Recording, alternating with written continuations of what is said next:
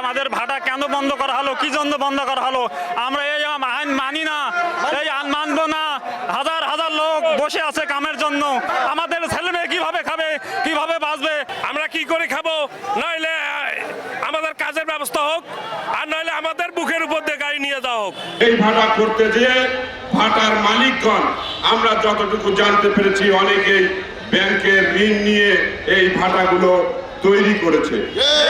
তাদের এই ভাটা তৈরি করার পর নীলফামারী জেলায় যে 44টি ভাটা রয়েছে, এই 44টি ভাটায় প্রায় 10 হইতে 15,000 কর্মচারী শ্রমিক এখানে কাজ করে। এই শ্রমিকগুলো আজকে বেকার হয়ে যাচ্ছে।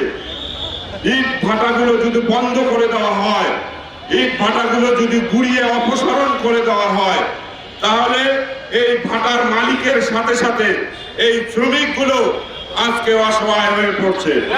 আমরা বর্তমান অন্তর্বর্তী সরকারকে সমর্থন করি। সমস্ত বাংলাদেশে মানুষ তাদের সমর্থন করে। তারা ভালো কাজ করবে, আমরা সমর্থন দিয়েই যাব। আমি অনুরোধ করছি অন্তর্বর্তীকালীন সরকার মহোদয়কে যে আপনি বিবেচনা করুন, লক্ষ লক্ষ 2-3 কোটি মানুষ আজকে হয়ে যাচ্ছে, বেকার হয়ে যাচ্ছে। আপনি ইট ভাড়াগুলোকে ভাঙ্গা বন্ধ করেন, ঘুরিয়ে দেওয়া বন্ধ করেন। এই ঈদে জামা জুতো অ্যাক্সেসরিজের ডিসকাউন্ট।